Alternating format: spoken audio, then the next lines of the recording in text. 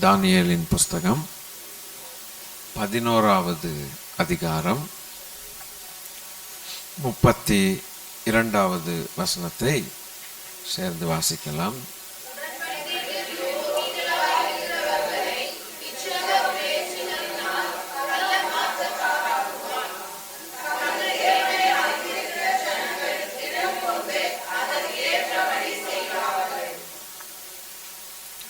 கடைசி காலத்தில் அந்தி கிறிஸ்துவின் நாட்களை குறித்து ரொம்ப தெளிவாக எழுதியிருக்கோம். கர்த்தர் நல்லவர்.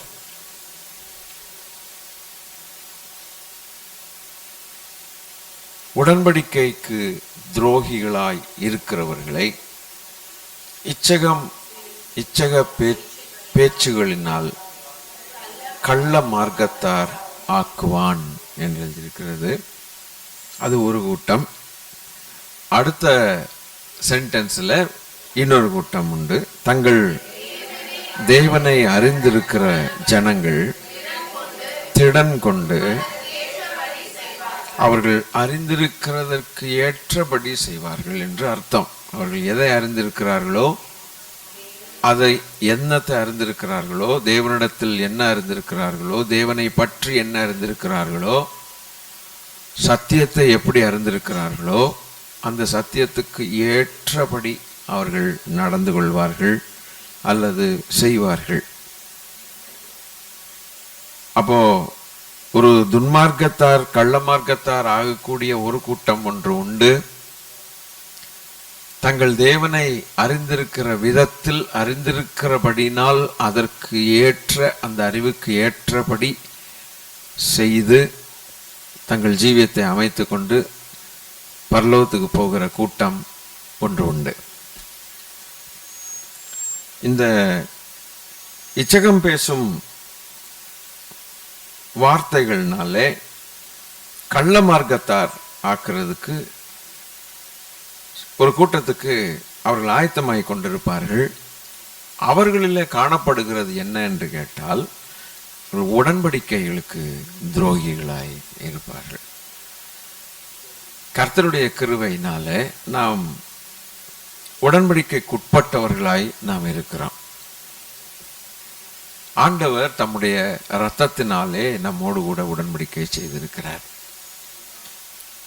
அவர் பாத்திரத்தை அந்தபடியே பாத்திரத்தையும் எடுத்து, இது என் இரத்தத்தினால் ஆகிய புதிய உடன்படிக்கைக்குரிய என்னுடைய இரத்தம், புதிய உடன்படிக்கைக்குரிய என்னுடைய இரத்தமாயிருக்கிறது என்று ஆண்டவர் சொன்னார். இதை வாங்கி பானம் பண்ணுங்கள். தேவன் நம்மோடு கூட உடன்படிக்கை செய்திருக்கிறார். அதே நேரத்தில் நம்ம குடும்ப உடன்படிக்கைகளும் உண்டு. அந்த உடன்படிக்கைகளையும் நாம் மீறக்கூடாது. ஆக இந்த உடன்படிக்கைக்கு யாரெல்லாம் துரோகிகளாய் மாறுகிறார்களோ, ஞானஸ்நான ஆராதனையில் நாம் உடன்படிக்கை செய்திருக்கிறோம். ஆண்டவரோடு கூட உடன்படிக்கை செய்திருக்கிறோம். அப்போ நான் செய்த உடன்படிக்கையிலே உண்மை உள்ளவர்களாய் இருக்க வேண்டும். எவனாகிலும் இந்த உடன்படிக்கைக்கு உண்மை இல்லாதவனாய் அவன் வாழ்ந்து கொண்டிருப்பானால், அழகாய் அவர்களிடத்தில் இச்சகம் பேசும் வார்த்தைகள் வேலை செய்யும். உடன்படிக்கையில் உறுதியாய் இருக்கிறவர்களிடத்தில் இச்சகம் பேசுகிறதான வார்த்தைகள் வேலை செய்யாது என்று அர்த்தம். இந்த உலகத்தின் அதிபதி என்னிடத்தில் வருகிறான். அவன் வர்றதே ஒரு இச்சகம் பேசும் வார்த்தைகளால் தான் வருவான். ஏதேன் தோட்டத்தில் அவனுடைய இச்சகம் பேசும் வார்த்தைகள் வேலை செஞ்சது. ஏவாளிடத்தில் வேலை செஞ்சு, ஆதாமிடத்தில் வேலை செஞ்சு, கடைசியில் உடன்படிக்கையின் தேவனை விட்டு அவர்கள் தூரமாக போனார். அப்போ எங்க உடன்படிக்கை செய்யப்பட்டது அப்படின்னு நீங்க ஒருவேளை கேட்கலாம். அப்பமும் உடன்படிக்கை தான். ஆரம்பத்திலிருந்து உடன்படிக்கை தான். உடன்படிக்கை இல்லாமல் தேவன் எதையுமே செய்யல. அப்போ இந்த ஃபர்ஸ்ட் உடன்படிக்கைக்கு பேரு ஈடனிக் கவனன்ட் என்று பெயர். ஈடனிக் கவனன்ட்ல நிறைய கவனன்ட்ஸ் உண்டு. அது ஒரு நாள் நம்ம தியானம் பண்ணலாம். முதல் கவனன்ட் என்று சொன்னால் உடன்படிக்கை. இங்கிலீஷில் கவனன்ட்னா தமிழில் உடன்படிக்கை. அப்போ ஈடனிக் கவனன்ட் அப்படின்னு சொல்லும்போது ஏதேன் தோட்டத்தில் தேவன் ஆதாமோடு செய்ததான உடன்படிக்கை. எனக்கு இது சப்ஜெக்ட் அல்ல, இருந்தாலும் அதை தொட்டுட்டு பிறகு போகிறேன். அதற்கு பிறகு ஆண்டவர் செய்த உடன்படிக்கை நோவாய்க் கவனன்ட் என்று பெயர். சும்மா ஞாபகத்தில் வர்றதுனால சொல்கிறேன், ஸ்டடி மாதிரி நான் எடுக்கலை, இருந்தாலும் சொல்கிறேன். இப்போ நோவாவோடு தேவன் உடன்படிக்கை செய்தார். அந்த வானவில் அது ஒரு உடன்படிக்கையின் அடையாளம். அதற்கு பிறகு ஏப்ரஹாமிக் கவனன்ட், ஆபிரகாமோடு தேவன் உடன்படிக்கை செய்தார். இப்படியே வந்த பிறகு அடுத்து மோசேயிக் கவனன்ட், மோசேயோடு கூட தேவன் உடன்படிக்கை செய்தார். எத்தனை கவனன்ட் ஆகிப்போச்சு? 4. ஆதாமோடு தேவன் உடன்படிக்கை செய்தார். ஈடனிக் கவனன்ட், ஆதாமோடு ஈடனிக் கவனன்ட், ஈடன்லேயே உடன்படிக்கை. 2வது நோவாய்க் கவனன்ட், 3வது ஏப்ரஹாமிக் கவனன்ட், 4வது மோசேயிக் கவனன்ட். இனி 5வதாக அப்படியே பார்க்கும்போது டேவிடிக் கவனன்ட், தாவீதோடு கூட தேவன் உடன்படிக்கை செய்தார். தாவீதோடு கூட உடன்படிக்கை செய்தார், டேவிடிக் கவனன்ட். இனி அடுத்து அதே தாவீதோடு கூட செய்த இந்த நாட்களிலேயே, அந்த நாட்களிலேயே, பழைய ஏற்பாட்டு நாட்களிலேயே இஸ்ரேலிக் கவனன்ட், இஸ்ரேலிக் கவனன்ட்னு சொல்லும் பொழுது இஸ்ரவேல் ஜனத்தோடு, தேசத்தோடு தேவன் உடன்படிக்கை செய்தார். இஸ்ரவேலோடு, மக்களோடு தேவன் உடன்படிக்கை செய்தார். இப்போ எத்தனாவது கவனன்ட்டா மாறி போச்சு? 6வது மாறி போச்சா? திரும்பி லைனா பேசலாமா? ஈடனிக் கவனன்ட், அடுத்து நோவா, ஆபிரகாம், மோசே, தாவீது, இஸ்ரவேல். 6 வருது. 7 பூரணம் எப்போதுமே. அது 7வது கவனன்ட் தான் நம்முடைய கர்த்தராகிய இயேசு கிறிஸ்து நம்மோடு செய்ததான அவருடைய இரத்தத்தினால் செய்யப்பட்ட உடன்படிக்கை.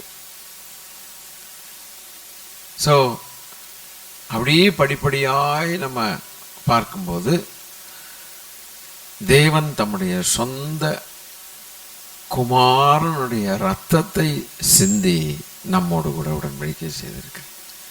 மற்ற உடன்படிக்கைகள் எல்லாம் வார்த்தைகளால் வந்த உடன்படிக்கை, எல்லாமே வார்த்தைகளால் வந்த உடன்படிக்கை. இந்த கடைசி 7வது உடன்படிக்கை அவருடைய சொந்த இரத்தத்தினால் ஆன உடன்படிக்கை. ஆக நாம் எப்படிப்பட்ட உடன்படிக்கையின் மக்களாய் இருக்கிறோம் என்பதை நீங்களும் நானும் கொஞ்சம் புரிஞ்சு தேவனை பாராட்டலாம். எப்போதுமே நன்றி உள்ளவர்களாக இருக்க வேண்டும். வார்த்தையில் சொல்றது வேற, ரத்தத்தை எடுத்து உடன்படிக்கை செய்கிறது வேற. இப்போ இப்படிப்பட்ட உடன்படிக்கைக்குள்ளாக தேவனே நம்மை கொண்டு வந்தார். நம்ம ஒன்றும் போய் ஒன்றும் செய்யலை. அப்படிப்பட்ட ஒரு மேன்மையான உடன்படிக்கை. உடன்படிக்கை எப்போதுமே மேன்மையானது, ரொம்ப மேன்மையானது. அந்த மேன்மையான உடன்படிக்கையை, அந்த உடன்படிக்கைக்கு துரோகிகளாய் இருக்கிறவர்கள்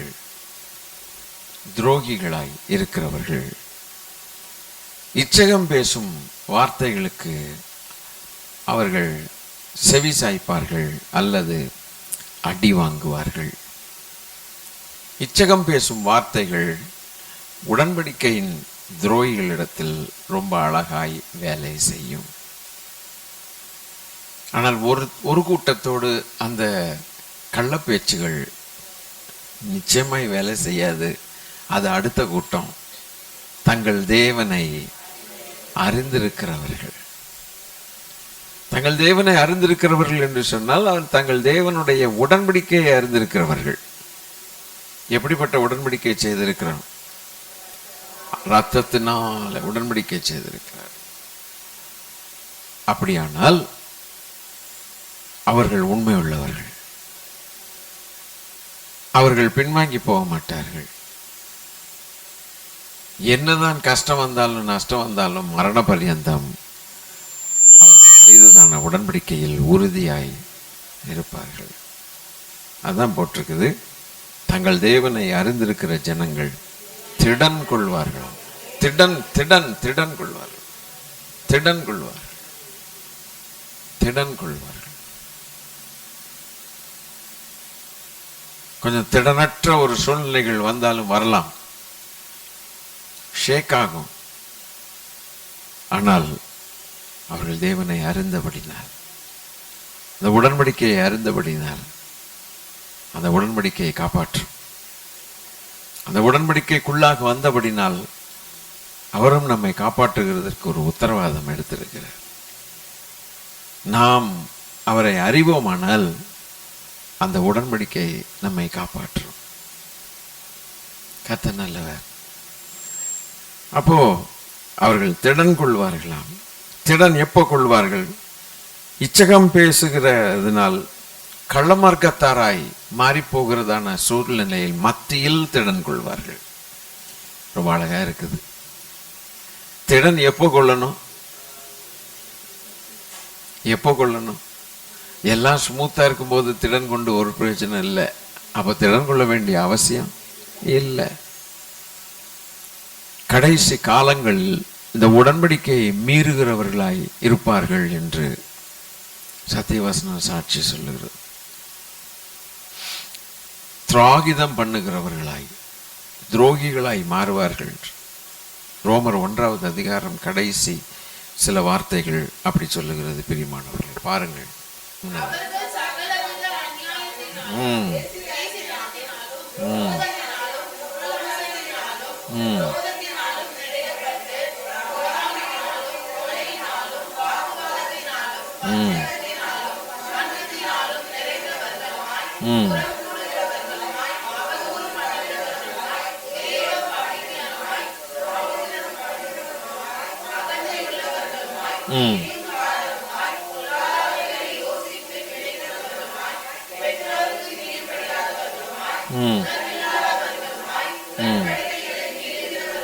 எப்படி? அந்த லிஸ்ட் தான் நான் கேட்டேன். நடுவில் அது வருது பாருங்க, உடன்படிக்கை மீறுகிறவர்களாய், பிறகு அடுத்து கம்ப்ளீட் பண்ணிடலாம்.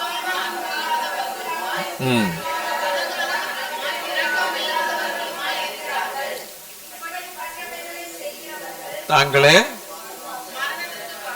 நான் அந்த மரணத்துக்கு ஏதுவான பாவம் சொன்னதுனால நீங்க அந்த வசனங்களை வாசித்தீங்க.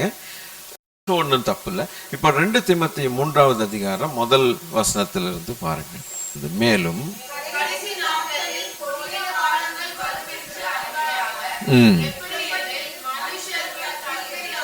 தன்னைத்தானே பிரியப்படுத்திக்குவான். தற்பிரியன்னா தனக்குத்தானே பிரியமாய் இருப்பான். சரி, அடுத்து பணத்தின் மேல ஆசை வச்சு பணத்து பிரியன். அப்புறம் சரி,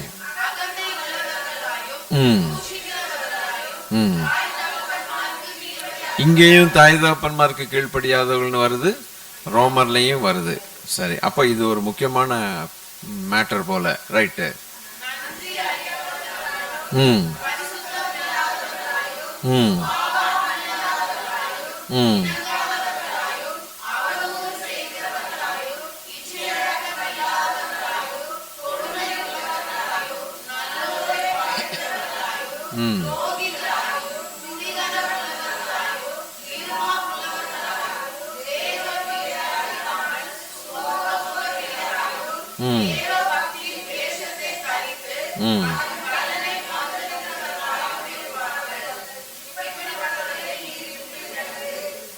பாவங்களால் நிறைந்து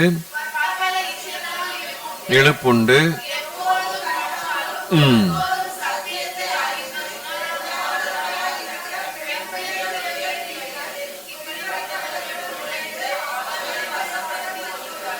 பெரிய லிஸ்டே போட்டார் பவுல்.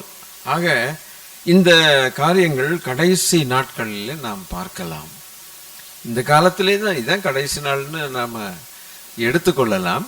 இன்னும் கொஞ்சம் காலம் கர்த்தர் தந்தால், கர்த்தர் கொஞ்ச காலத்தை நீட்டித்தால், கர்த்தர் நல்லவர், இந்த காரியங்கள் இன்னும் அதிகமாகுமே ஒழிய அவைகள் குறைய போகிறதில்லை. கர்த்தர் நீட்டிக்கிறது ரட்சிக்கப்படாதவர்கள் ரட்சிக்கப்படுவதற்கு ஏதுவாக இருக்கும். ஆனால் காலங்கள் கொடியது என்று ஆண்டவர் ஏற்கனவே எழுதி கொடுத்ததன் காரியம் கடைசி நாட்களில் நாம் வந்திருக்கிறோம். ஆகவே அழகா இவைகள் இப்படிப்பட்ட காரியங்களில் இருக்கிறவர்கள் நிச்சயமாய் உடன்படிக்கைக்கு உட்படாதவர்கள், அவர்கள் உடன்படிக்கையை மீறுவார்கள். இவைகளை நாம் நன்றாக பார்க்கலாம். எந்த அளவுக்கு காலம் கடைசியாய் இருந்து கொடிய நாட்கள் நாம் பார்க்கிறோமோ, அவை அந்த நாட்களுக்குரியதான அறிகுறிகள், எழுதப்பட்டதான அறிகுறிகள் நம்முடைய கண்களுக்கு முன்பாக பார்க்கும் பொழுது நாம் ஆச்சரியப்பட வேண்டிய அவசியம் இல்லை. ஆச்சரியப்பட வேண்டிய அவசியம் இல்லை. உலகத்தானுக்கு தான் அது ஆச்சரியமாக இருக்குமே ஒழிய, தன் தேவனை அறிந்தவனுக்கு அது ஒரு ஆச்சரியமான காரியம் இல்லை. இன்னைக்கு மோசமான காரியங்கள்லாம் நடக்கும்போது நமக்கு ஒரு பக்கம் வருத்தம் பயங்கரமா வருது, உண்மைதான். இருந்தாலும் நாம் ஒரு காரியத்தை அறிந்திருக்கிறோம். இவைகளெல்லாம் பார்க்கும்போது கடைசி காலம் என்று எல்லாருடைய சிந்தையிலையும் வருது ஒளி. ரட்சிக்கப்பட்டவனுக்கு வருது ஒளிய, ரட்சிக்கப்படாதவனுக்கு எங்க வருது? ஒண்ணுமே வராது. கொடுமை கொடுமை கொடுமை கொடுமைன்னு சொல்லிட்டு தான் அந்த வார்த்தையை சொல்லிட்டு போகிறான். நம்ம கொடுமை கொடுமைன்னு சொல்லி தலையில மண்ணை போட்டுட்டு சுத்தலையே, அதுல உஷாரா இருக்கிறோம். அப்படியானால் இது கடைசி காலத்தில் இப்படித்தான் நடக்கும் என்று தேவன் முன்னதாகவே நமக்கு எழுதி கொடுத்திருக்கிறார். வஞ்சிக்கிற ஆவிகளுக்கு அவர்கள் இடம் கொடுப்பார்கள் என்று தேவன் சொல்லியிருக்கிறார். எல்லா இடத்திலையும் பயங்கரமான காரியங்கள். ஆகவே இந்த கடைசி காலங்களிலே உடன்படிக்கையை மீறுகிறவர்கள் என்று துரோகம் பண்ணுகிற மக்கள் நீங்கள் பார்ப்பீர்களானால், இந்த கடைசி காலத்தின் அறிகுறிகள் நடப்பதை பார்க்கும் பொழுது நீங்களும் நானும் ஆச்சரியப்பட வேண்டாம். ஏனால் தேவன் நமக்கு முன்னதாகவே எழுதி கொடுத்து விட்டார். அப்படிப்பட்டவர்கள் இச்சக பேச்சுகள்னாலே ஈஸியாய் அவர்கள் விழுந்து போவார்கள். துன்மார்க்க, அதாவது கள்ள மார்க்கத்தார் ஆக்குவான். கடைசி காலங்களிலே கள்ள மார்க்கம் நீதி மார்க்கத்தை மறுதலித்து கள்ள மார்க்கத்துக்கு அவர்கள் ஈஸியாய் போயிடும். நாம் அந்த உடன்படிக்கையில் உறுதியாய் இருப்போமாக. அந்த உடன்படிக்கையை விட்டு நாம் ஒரு நாளும் போகக்கூடாது, வெளியில போகக்கூடாது. கர்த்தர் நல்லவர். திருச்சபைகளில் அநேகர் அந்த உடன்படிக்கையை மீறுவார்கள். நீங்கள் பார்க்கலாம், இப்பொழுதே பார்த்து கொண்டிருக்கிறோம், இப்பொழுதே பார்க்கிறோம். ஆனால் ஃபில்டர் பண்ணும் போது ஒரு கும்பல் நிற்கும். அந்த கும்பல் தங்கள் தேவனோடு அவர்கள் செய்த உடன்படிக்கையை, தேவன் அவர்களோடு கூட செய்த உடன்படிக்கையும் இவர்கள் தேவனோடு செய்த உடன்படிக்கையிலே உறுதியாய் திடப்படுத்தி கொண்டிருப்பார்கள். நாம் திடப்படுத்தி கொள்ள வேண்டியது இந்த கடைசி காலத்தில் தான். இப்போ திடப்படுத்தி கொள்ளாதவன் அந்த வலையில போய் விழுவான். அந்த வலையிலே போய் விழுவான். ரெண்டு கூட்டம் தான் எப்பவுமே. ஒன்னு வலையில் விழுகிற கூட்டம், இன்னொன்னு வலைக்கு தப்பின கூட்டம். அல்லேலூயா. சாத்தான் வைத்த வலையில் விழுகிற கூட்டம், சாத்தானுடைய வலைக்கு தப்பின கூட்டம். வேடனுடைய கண்ணிக்கு அகப்பட்ட ஒரு கூட்டம், தப்பின ஒரு கூட்டம். எப்போதுமே ரெண்டு கூட்டம் இருக்கும். ஆக ரொம்ப தெளிவாக அடுத்து தன் தேவனை அறிந்திருக்கிறவர்கள் திடப்படுத்தி திடன் கொள்வார்கள். எல்லா விஷயத்திலையும் திடன் கொள்ள வேண்டியது அவசியம். திடப்படுங்கள். திடப்பட்ட பிறகு அதற்கு ஏற்றபடி அவர்கள் செய்வார்கள், அதற்கு ஏற்றபடி செய்து காட்டுவார்கள். ஆக இந்த கடைசி கால அநியாயங்கள் தேவனை அறிந்தவர்களை தொட முடியாது என்பது சத்தியமாக விளங்குகிறது. அந்த கூட்டத்தில் நாம் இருக்க வேண்டும். முடிவு பரியந்த நிலைத்திருப்பவனை ரட்சிக்கப்படுவான், அந்த கூட்டத்தில் இருக்க வேண்டும். பலவிதமான சோதனைகள் வரும். கடந்த நாட்களில் ஒரு சகோதரி என்னோடு பேசும்போது சொன்னார், சில காரியங்களை கேள்விப்பட்ட பிறகு நான் இடரல் அடைகிறேனே என்று சொன்னார். எனக்கு ரொம்ப இடரலா இருக்குது, இதெல்லாம் நான் எதைத்தான் நம்பன்னு தெரியலன்னா. அவங்க கண்ட சில காரியங்கள் தங்களுடைய அடிப்படையான விசுவாசத்தை அது அசைக்க ஆரம்பித்தது. விசுவாசமே போற அளவுக்கு சில சம்பவங்கள் நடந்தது நிமித்தம் சோர்வடைந்து என்று சொன்னாங்க. இடரெல்லாம் இருக்குது எங்களுக்கெல்லாம் அப்படின்ட்டு. எதை தான் நம்ப தெரியல. கடைசி வந்துட்டேன், விட்டுற நிலைமைக்கு வந்துட்டேனேங்கிறாங்க. ஆண்டவர் இனி விட்டுற நிலைமைக்கு நான் வந்துட்டேன், இனி நம்பி பிரயோஜனம் ஏதாவது இருக்குமா? சரி, இவங்க தான் அப்படின்னு நினைச்சா அவங்கள நம்பிக்கொண்டிருந்தேன். அவ்வளோ ஸ்டாண்டர்டா டெஸ்டிமனி நல்ல ஒரு சாட்சியோடு இருக்கிறாங்கன்னு சொன்னா அவங்களும் இப்படின்னா இப்போ யாரை தான் நாங்கள், எங்களுக்கு ரொம்ப இடரெல்லாம் இருக்குதே, நீங்கள் என்னதான் பண்ண கடைசியில் இனி இது ஆண்டவர் இந்த மார்க்கத்தில் நம்ம போறதே நமக்கு ஒரு பயன் இல்லாதது போல இருக்குதுரா. அந்த அளவுக்கு அந்த சகோதரி வந்துட்டு பேசிட்டு இருந்தாங்க. நான் சொன்னேன், இது இப்படித்தான் நடக்கும் கடைசி காலத்தில். நாம் தேவனை நோக்கி பார்க்க வேண்டும். தேவன் நமக்கு கற்றுக் கொடுத்த விசுவாசத்தை நாம் அறிய. அவர் தான் நமக்கு கற்றுக் கொடுத்தார். அவர் நமக்கு கற்றுக் கொடுத்தார். எத்தனை நாட்களாக கற்றுக் கொடுத்து கொண்டிருக்கிறார் தெரியுமா? அவரை எப்படி இருக பற்றி கொள்ள வேண்டும் என்பதை அவர் கற்றுக் கொடுக்கிறார். ஏன் அதை கற்றுக் கொடுக்கிறார்? இடரல் அடையக்கூடிய நாட்கள் வரும், நான் உனக்கு கற்றுக் கொடுக்கிறேன், நீ நன்கு அறிந்தாயானால், நான் கற்றுக்கொண்டதை நீ நன்றாக அறிந்து அதன்படி நீ உறுதியாய் இருப்பாயானால் எந்த இடர்கள் வந்தாலும் அது உன்னை அசைக்காது. ஆகவே ஜாக்கிரதையாய் பாடத்தை படித்துக்கொள் என்று சொல்லி ஆண்டவர் நமக்கு விசுவாசத்தை கற்றுக் கொடுத்தார். அவர் நமக்கு போதித்தார். பேதைகளாய் இருந்தாலும் திசைகிட்டு போகாதபடிக்கு கர்த்தர் நமக்கு போதித்தார். வேற மனுஷன் அல்ல, தேவனே நமக்கு போதித்தாரே. ஏன் இதை சொல்றேன்னா, தங்கள் தேவனை, தங்கள் தேவனை, he is my God, எனக்கு கற்றுக் கொடுத்த தேவன், ஆசான் என்னுடைய தேவனாகவே இருக்கிறார். எனக்கு கற்றுக் கொடுத்த ஆசான், என்னை உருவாக்கினவர் எனக்கு கற்றுக் கொடுத்திரு. he is my teacher, God is my teacher and God is my guru. ஆக நான் அதில் உறுதியாய் இருப்பேன். கற்றுக் கொடுத்தது மனுஷனானால் மாறி போகும், தேவனே என்னுடைய வாத்தியாரா இருந்து கற்றுக் கொடுத்ததுனால் அதில் உறுதியாய் இருப்பேன். அவர் கற்றுக் கொடுக்கிற காரியங்கள் அவரை அறிவதற்கு ஏதுவானவைகள். உண்மையாய் ஒரு மனுஷன் தேவன் கற்றுக் கொடுத்ததை பிடித்து கொண்டிருப்பான், ஆனால் அந்த அறிவு அவரை குறித்ததான அறிவு அவனுக்கு கிடைக்கும். அப்படிப்பட்டவர்கள் தான் இந்த கடைசி காலங்கள் சோதனை நாட்களில் திடன் கொண்டிருப்பார்கள். இல்லாவிட்டால் உடன்படிக்கைக்கு துரோகம் பண்ணியிருப்பார்கள். அந்த உடன்படிக்கைக்கு துரோகம் பண்ணுகிறவர்களை அழகாய் கள்ளத்தனமான கள்ள பிசாசுகள் அழகாய் பிடித்து கொண்டு போகும். சிங்கமானது இரையை கவி கொண்டு போகிறது போல அப்படிப்பட்ட ஆத்துமாக்கள், உறுதி இல்லாத ஆத்துமாக்களை பிடித்து கொண்டு போகும். ஆண்டவருடைய பிள்ளைகளே, நீதி மார்க்கத்தில் இருந்து அநேகர் கள்ள மார்க்கத்திற்கு போவார்கள். அதை நாம் பார்க்கலாம், பார்த்து கொண்டுதான் இருக்கிறோம். ஒரு காலத்தில் நீதி மார்க்கத்தில் உறுதியாக இருந்த மக்கள் இன்று கள்ள மார்க்கத்துக்கு போய்விட்டார்கள். இனி அறிந்திருக்கிற அந்த அறிவு பழைய ஏற்பாட்டிலும் புதிய ஏற்பாட்டிலும் இருக்கிற சில பரிசுத்தவான்களுடைய உதாரணங்களை பார்க்கும் பொழுது அவர்கள் எப்படி இருந்தார்கள் என்பதை பார்த்து நாம் முடிக்கலாம். முதல் உதாரணம் யோபு 19:25. முதல் உதாரணம் யோபு 19:25.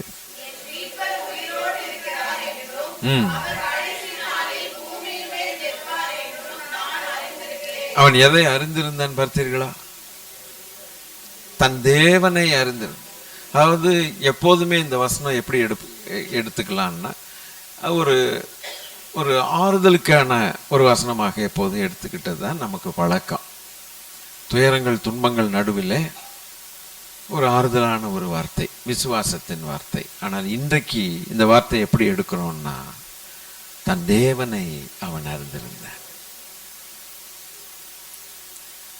தன் தேவனை அறிந்திருந்து அந்த அறிந்ததுக்கு ஏற்றபடி அவன் நடந்தும் கொண்டான், செய்தும் கொண்டான். நன்மையை பெற்ற நாம் தீமையை பெற வேண்டாமா, வாயப்புத்துன்ட்டு சொல்லிட்டு போயிட்டே இருந்தான். அவன் தேவனை அறிந்தான். என்னத்தை அறிந்தான்? தேவன் ஒருவர் உண்டு என்பதை மாத்திரம் அவன் அறியல, அவர் என்னோடு கூட உடன்படிக்கை செய்திருக்கிறார் என்பதை அறிந்தான். அந்த உடன்படிக்கைக்கு எள்ளளவும் நான் துரோகியாக மாற மாட்டேன். தேவனை தூஷித்து ஜீவனை விடும் என்று சொன்ன வார்த்தை எப்படிப்பட்டது? நீங்க சொல்லுங்க பார்க்கலாம். தகாத வார்த்தைன்னு நம்ம இவ்வளவு நாளா யோசிச்சுக்கிட்டு இருந்தோம் இல்லைங்களா? தப்பு, அது பிசாசு கொடுத்தது. ஆனால் உள்ள அர்த்தம் இன்னைக்கு பார்க்கும்போது அந்த உடன்படிக்கையை கட் பண்ணுன்னு சொல்லுது. உங்களுக்கு இன்னைக்கு தான் அது விளங்கி இருக்கும். டேய், இப்படி இருக்குதுடா. இன்னைக்கு நம்ம பார்க்கிற கோணம் வேற. தூஷிக்கிறது என்பது சொல்லும் பொழுது, உடன்படிக்கையில் இருக்கிறவர்கள் தூஷிக்க மாட்டார்கள். தேவனோடு உடன்படிக்கை செய்தவர்கள் அவர்கள் தூஷிக்க மாட்டார்கள். தூஷித்துட்டு இல்ல, அப்போ உன்னுடைய நீதி மார்க்கத்திலிருந்து நீ விலகினாய், கள்ள மார்க்கத்துக்கு நீ வந்து விட்டாய், வாழ்ந்து பிரயோஜனம் இல்லை, செத்து போயிருன்னா. ஆனால் தேவனோ, தேவனை அவன் அறிந்திருக்கிறது ஒரு பக்கம் இருக்க, இன்னொரு பக்கம் தேவன் அவனையும் அறிந்திருக்கிறார். அவன் நீதிமான். அவன் உடன்படிக்கையை பிரேக் பண்ண மாட்டான் என்பது தேவனுடைய அபிப்பிராயம். ஆண்டவருடைய அபிப்பிராயத்தை பாருங்கள். இவன் உடன்படிக்கையின் புருஷன். அதான் சொல்றான், என் கண்களோடு நான் உடன்படிக்கை பண்ணின ஒரு கன்னிகையின் மேல் நினைவாய் இருப்பது எப்படி? அப்படியானால் இவன் உடன்படிக்கையின் புருஷன். கண்ணோடைய உடன்படிக்கை பண்ணியிருக்கான்னா, அப்ப கண்களை தந்த தேவனோடு, தன் ஜீவனை காப்பாற்றுகிற தேவனோடு உடன்படிக்கை பண்ணியிருக்க மாட்டானா? அவன் தேவனை அறிந்தவன். தேவனை அறிந்தவன் அதற்கேற்றபடி, அறிந்ததுக்கு ஏற்றபடி வாழ்க்கை இருக்கு. எல்லாரும் தங்கள் தன் தேவனை அறியாதவர்கள் பேசுகிறது போல இவன் பேசலையே. இவன் அறிந்தவனை போலத்தான் பேசுகிறான். அல்லேலூயா. ஆண்டவரை அறிந்தவர்கள் இன்று அவரை அறியாதவர்களைப் போல பேசுகிற மக்களும் உண்டு. ஒரு முன்னுதாரணம், புதிய ஏற்பாட்டில் என்னை 3 முறை 2 முறை சேவல் கூவுறது, 3 முறை நீ மறுதலிப்பாய். அவன் கடைசியில் என்ன சொன்னான்? நான் அவரை அறியேன். கூடவே 3 வருஷம் ஊழியத்தில் இருந்துட்டு அவன் பாவம் பலவீனத்தில் என்ன வார்த்தையை சொல்லிட்டான் பார்த்தீங்களா? அவர் எனக்கு தெரியாதுன்னு சத்தியம் பண்ண தொடங்கினான். அதுக்கப்புறம் தப்பிச்சு ஓடி எப்படியோ வந்துட்டான்னு வச்சுங்களேன் கிருபையில். இன்னைக்கு கிருபைக்கு உட்பட்டவர்கள் எத்தனை பேர் ஆண்டவரை மறுதலிக்கிறார்கள்? தங்கள் தேவனை அறிந்திருக்கிறோம் என்று சொல்லியும் கூட அந்த அறிந்திருக்கிறதற்கு ஏற்றபடி நடவாமல் செய்கைகள் வித்தியாசமா இருக்குது. அவர்கள் தேவனை அறியாதவர்களைப் போல ஜீவிக்கிற மக்கள் உண்டு. சத்திய வசனத்தை வாசிப்பார்கள், அதற்கு வாசிக்கிறதற்கும் செய்கைக்கும் சம்பந்தமே இல்லை. அவர்கள் வேலையை செய்து கொண்டிருப்பார். இது ஒரு கடமைக்காக இருப்பார்கள். எத்தனை பெந்தகோஸ்து மக்களும் அப்படி இருக்கிறார்கள். இதெல்லாம் நமக்கு பாடங்கள். நாம் சத்தியத்தை அறிந்திருக்கிறோம் என்று சொன்னால் அதற்கேற்றபடி நாம் செய்கிறோமா? ஒரு கேள்வி நமக்கு நாம எப்போதும் போட்டுட்டு இருக்கணும் மனசுல. என்ன சத்தியத்தை அறிந்தோமோ, எதை அறிந்தோமோ, எதை அறிந்தோமோ அதற்கேற்றபடி செய்கிறதுனா என்ன? எதை அறிந்தோமோ. பேசுதல் ஒரு செய்கை தானே. என்னத்தை பேசுறோம், என்னத்தை பார்க்கிறோம்? பார்த்தல் ஒரு செய்கை தானே, கொடுத்தல் வாங்கல் ஒரு செயல் தானே, நடக்கை ஒரு செயல் தானே, எல்லாமே செயல்தான். அதற்கேற்றபடி செய்வார்கள். யோபு ஒரு அழகாய் தன் ஜீவியத்தில் அவன் செய்து காட்டினான். அந்த காட்டினதின் முடிவு எதை காட்டுகிறதுன்னா, எல்லாருமே சொல்லுவாங்க 2 மடங்கு ஆசீர்வதிக்கப்பட்டான்னு சொல்லி. ஜனங்களுக்கெல்லாம் 2 மடங்கு ஆசீர்வாதம் தான் ரொம்ப பெருசா தெரியுது. ஆனால் இந்த நேரத்தில் எதை நாம் முடிவுக்கு வரலான்னா, தன் தேவனை அறிந்து செயல்பட்டதற்கான பிரதிபலனை அவன் பெற்றுக்கொண்டான். ஏற்கனவே 1 மடங்கு, இந்த 1 மடங்கே பூமி தாங்கல. அவனுடைய சொத்துகள் சுகங்கள்லாம் பார்த்தா 1 மடங்கே தாங்கல. ரிச்சஸ்ட் பர்சன், கிழக்கத்திய புத்திரர்களில் அவனை போல ஒரு ஐஸ்வர்யவான், ஒரு அவனை போல ஒரு ஐஸ்வர்யவான் கிழக்கத்திய புத்திரர்களில் இல்லை அந்த காலத்துல. அந்த 1 மடங்கே அவனுக்கு அப்படி இருந்ததானால் 2 மடங்கு எப்படி இருந்திருக்கும்னு கொஞ்சம் யோசி. இது 1 மடங்கே பூமி தாங்கல. இந்த 2 மடங்கு வச்சுட்டு, அப்பா இது பெரிய தொல்லையா போச்சப்பா, ஐயோ என்ன கொடுத்தார் அப்படின்னா, எதுக்கு கொடுத்தார் அப்படின்னா, தன் தேவனை அறிந்து அதற்கு ஏற்றபடி தன் ஜீவியத்தில் காட்டி மற்றவர்களுக்கு முன்பாக என் தேவனை நான் அறிந்திருக்கிறேன் என்பதை வெளிப்படையாய் காட்டி செயல்படுத்தி ஜீவித்து பிரதிபலித்து காட்டி நிரூபித்தான். சாத்தானுக்கு முன்பாகவும் நிரூபித்தான், மனுஷர்களுக்கு முன்பாகவும் நிரூபித்தான், சொந்த குடும்பத்தாருக்கு முன்பாகவும் நிரூபித்தான். எவ்வளவு பெரிய பாடம்! அப்பா, எவ்வளவு பெரிய பாடம்! சில சபையாருக்கு முன்பாக நிரூபிக்கலாம். பைபிளை தூக்கிட்டு வந்து அப்படியே ஜாலியா நானும் ஒரு பிலீவர்னு அத்தோட முடிச்சுக்குவாங்க. ஆனா யார்கிட்டையும் தான் தேவனுடைய பிள்ளை என்பதை நிரூபித்து காட்டவே மாட்டார்கள். கண்ட இடங்களுக்கு போய் இவங்களும் சந்தா கொடுப்பாங்க, அது கொடுப்பாங்க, மற்றவங்கள போல இவங்களும் செய்வாங்க, அதுவும் செய்வாங்க, இதுவும் செய்ய எல்லா பொய்யும் பேசி என்ன உள்ள வரும்போது அவர்கள் தேவனை துதிப்பார்கள். சம்பந்தமே இல்லை. சோ இந்த பாடம் நான் கற்றுக்கொள்ள வேண்டாம். கடைசி வரைக்கும் இன்னொரு காரியம் எனக்கு தென்படுகிறது என்னன்னா, யோபு எதை அறிந்திருந்தானோ, யாரை அறிந்திருந்தானோ அவருக்குள் தன்னை திடப்படுத்தி கொண்டார். சூழ்நிலைகள் மோசமாத்தான் இருந்தது, மோசமான சூழ்நிலை. நல்ல சூழ்நிலைகள், சாதகமான சூழ்நிலைகளில் சந்தோஷமா இருக்கிறது லேசான காரியம். ஆனால் மோசமான சூழ்நிலைகள் வரும் பொழுது தேவனை அறிந்தவர்கள் தங்களை திடப்படுத்தி கொண்டு முடிவிலே அவர்கள் எல்லாருக்கும் முன்பாக செய்து காட்டுவார்கள் அவர்கள் தேவனுடைய பிள்ளைகள் என்று. ஒரு யோசேப்பு தன் தேவனை அறிந்திருந்தபடினால கடைசி வரைக்கும் அவன் ஜீவியத்திலே காட்டினான், திடப்படுத்தி கொண்டான். அண்ணன்மார்கள் வித்து போட்டோன்னே சோர்ந்து போய் கள்ளமார்க்கத்தாரன் போல, இவங்கள போல நானும் இருந்துட்டா எனக்கு எதுக்குடா இந்த வம்பு, வாழ்க்கையில் இந்த பிரச்சனையே எனக்கு வராதுன்னு சொல்லி அவன் மனம் மாறல, வழி மாறல, கள்ளமார்க்கத்தான் நான் போகல. எங்க அண்ணன்மார்கள் துன்மார்க்கமா இருக்கிறாங்க, பரவாயில்லை, நம்மளும் இருந்துட்டா நமக்கும் ஜாலியா இருக்கலாமே. வாழ்க்கையை நம்ம போய் கஷ்டப்படணுமா, பாடுபடணுமா? தேவையில்லாத பாடுகள், இதெல்லாம் தேவையாடா உனக்கு சின்ன வயசுலேயே அப்படின்னு அவன் நினைக்க எவ்வளோ நேரம் ஆயிருக்கும்? ஈஸியாக நினைச்சிருப்பான். ஆனால் அவனும் தன் தேவனை அறிந்திருந்தான். விற்கப்பட்டு போகிறதும் சொந்த மக்களால், சொந்த அண்ணன்மார்களால் விற்கப்படுகிறதும், குழியில போடுறதும், தண்ணீர் இல்லாத குழியிலே போடுறதும், எகிப்தியனுக்கு விற்கப்பட்டு போறதும், தாய் தகப்பனுடைய அந்த பாசம் அன்பில் இருந்து துண்டிக்கப்பட்டு தூர தேசத்துக்கு, மொழி தெரியாத ஒரு இடத்துக்கு போய் விற்கப்பட்டு அடிமையாய் போகிறது எவ்வளவு மன வேதனையாயிருக்கு.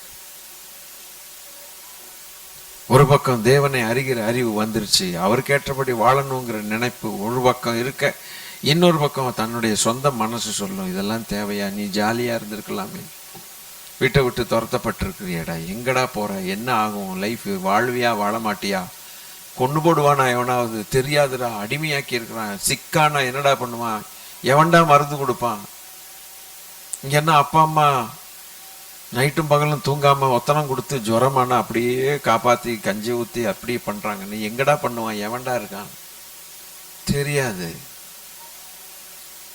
ஒரு பக்கம் தேவனை அறிகிற அறிவு அவனுக்கு கிடைச்சது, இன்னொரு பக்கம் தாய் தகப்பனுடைய பாசம், அண்ணனுடைய பாசங்கள், ஜாலியாய் வாழக்கூடியதான வாழ்வு இன்னொரு பக்கம் கொடுக்கப்படுகிறது.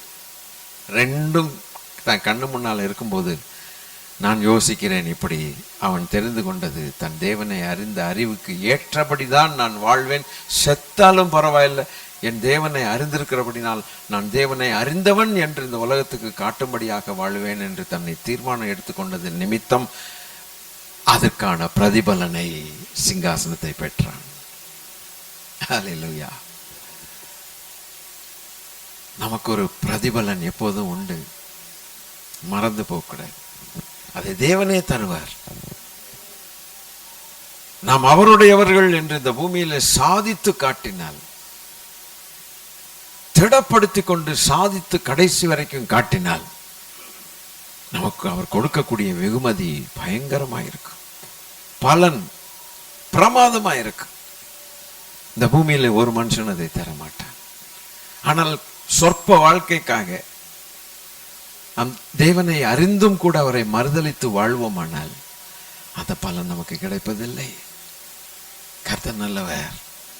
இது யாருக்கு எப்படி புரியுதுன்னு எனக்கு தெரியல. யோபுடைய கஷ்டங்கள் லேசான கஷ்டங்கள் கிடையாது, வாசித்துட்டு போயிடலாம். படாத பாடு.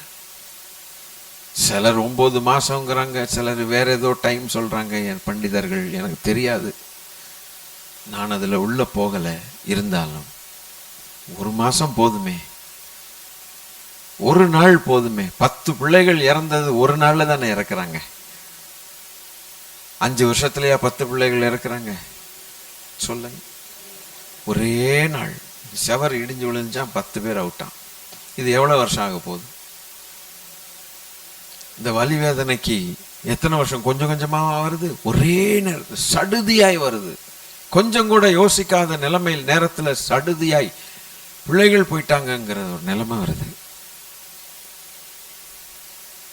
சடுதியாய் திடீர்னு ஒருத்தன் போயிட்டு ஒருத்தன் வந்துட்டு சொல்லிட்டு போறான், அதுக்குள்ள இன்னொருத்தன் வர்றான், ஆடு மாடெல்லாம் போச்சுட்டான். அப்படி ஒன்னொன்னா தனக்கு இருக்கிற சொத்து சுகம் எல்லாம் போய் கடைசியில் ஹெல்த்தும் போறது லேசான காரியமா? சடுதியாய் வந்து இந்த நேரத்தில் தன் தேவனை அறிந்திருக்கிறவனாய் வாழ்வது எப்படி? அறிந்திருந்தும் கூட அதற்கேற்றபடி செய்வது எப்படி? எந்த ஒரு மனுஷனுடைய இருதயமாகிலும் கொஞ்சம் ஆட ஆரம்பிக்க, தேவனை திட்ட ஆரம்பிப்பான், கேள்வி கேட்க ஆரம்பிப்பான்.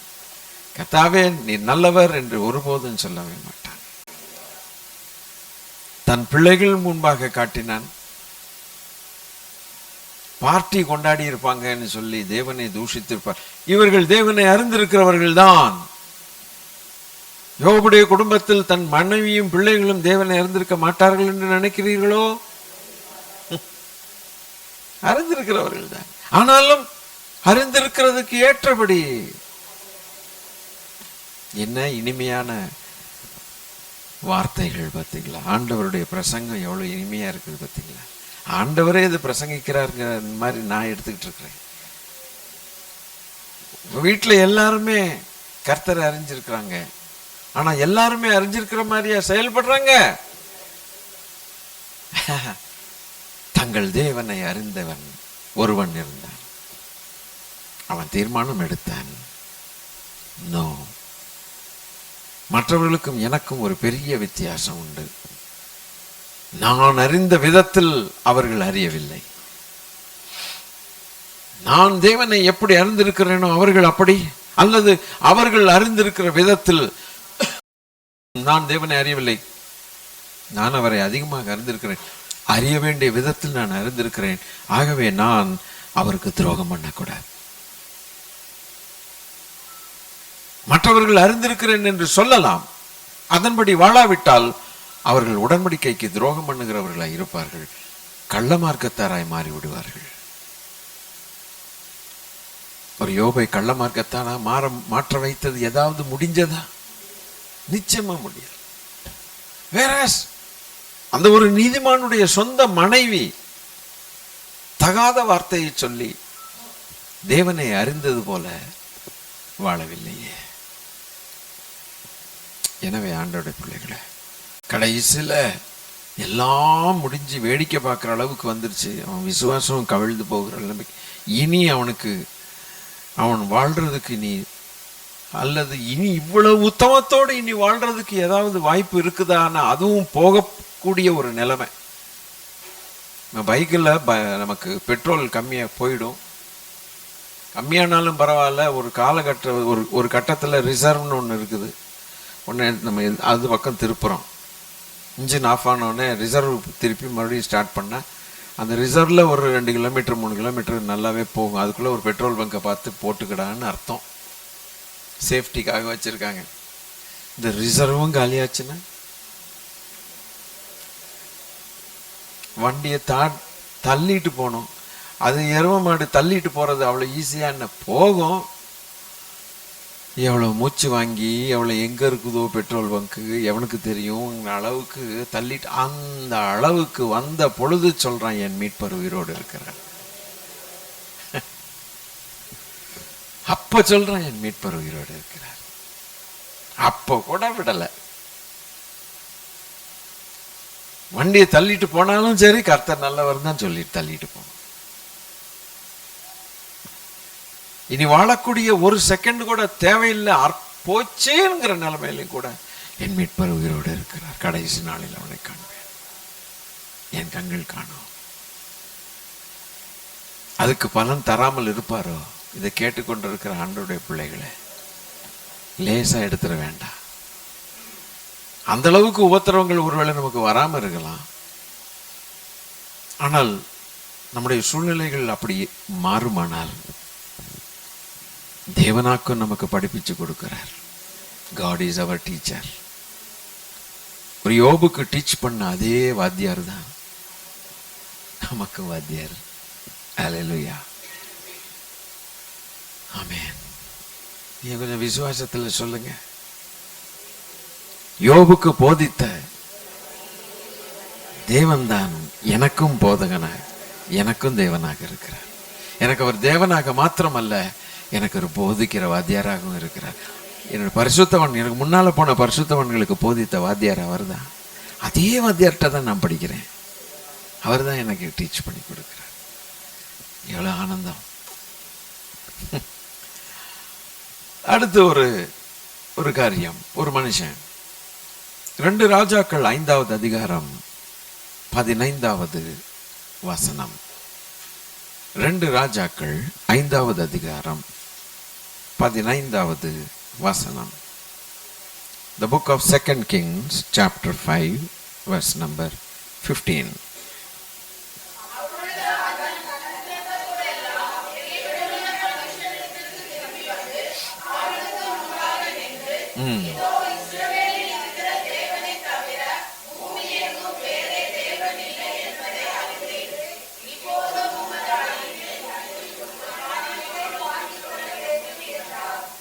அறிந்தது போல் அவன் செய்கிறான். தன் தேவனை அறியாத காலத்தில் அறியாதவனை போல இருந்தான் நாகமான். அடுத்த எக்ஸாம்பிள் நாகமான். இந்த முதல் எக்ஸாம்பிள் டாப் கிளாஸ் எக்ஸாம்பிள், முதல் உதாரணம் சரியான டாப் எக்ஸாம்பிள். அடுத்து இவனும் ஒரு பிரமாதமான ஒரு உதாரணம். அறியாத காலத்தில் அவன் அறியாதது போலதான் இருந்தான். எங்க ஊர்ல நதி இல்லையான்னு கேட்டான். என்னையா இந்த யோர்தான்ல தான் நான் முக்கணுமா? இஸ்ரேலில் எருசலேமில் இருக்கக்கூடிய நதிகளில் ஒன்று தான் நான் முங்கி பண்ணணுமா? ஆப்னார் பார்பார் நதிகள்லாம் எங்கள்கிட்ட இருக்குதே, என்ன எங்களுக்கெல்லாம் நீச்சல் அடிக்க தெரியாதா, குளிக்க தெரியாதான்னு அவன் பேசின வார்த்தைகள் எப்படிப்பட்ட வார்த்தைகள்! தன் தேவனை, அதாவது சத்திய தேவனை அறியாமல் இருக்கும் பொழுது அவன் அப்படி பேசினான். அறிந்த பிறகு அப்படி பேசவில்லையே. அதான் பாடம். அந்த பாடம் எப்படி பாடம் அமைது?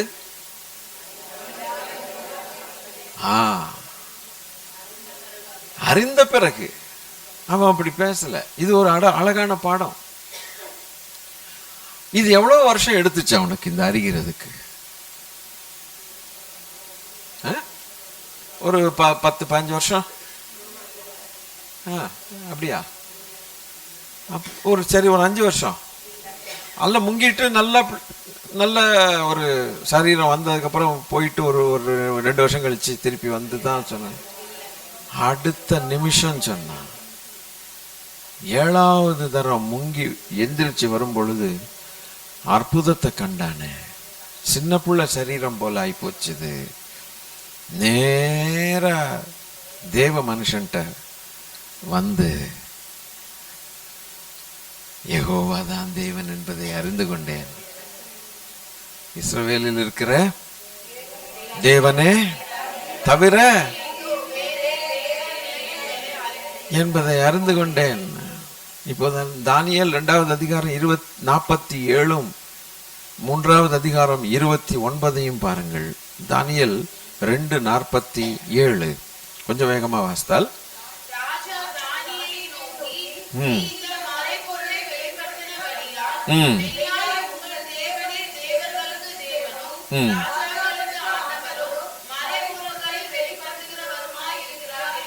அவனுக்கு அந்த அறிவு டக்குன்னு அவன் கண்கள் திறக்கப்பட்டது.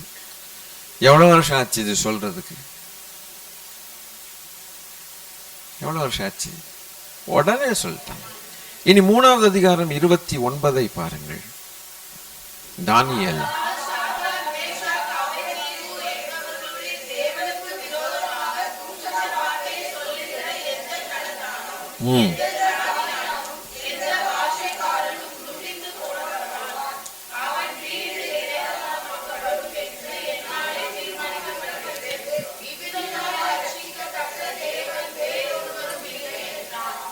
எவ்வளவு சாலிடா சொல்லிட்டான்.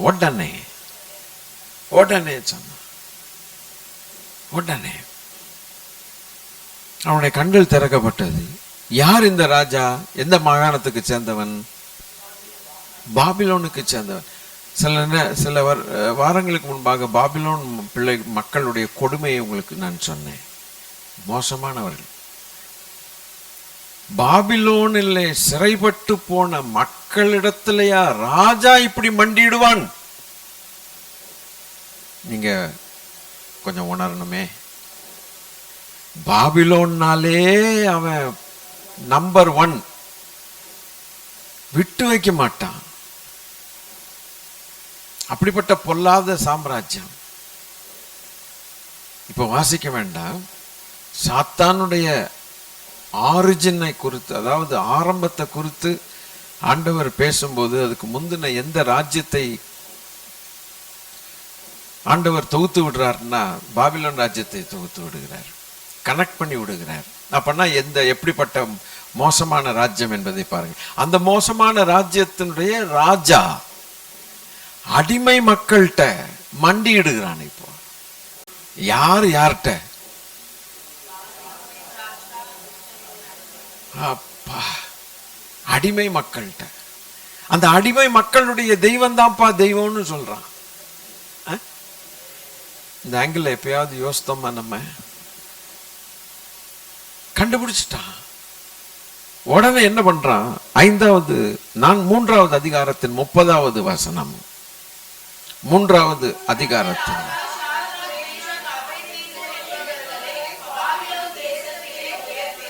அந்த அறிந்த அறிவுக்கு ஏற்றபடி அவன் செய்தான்.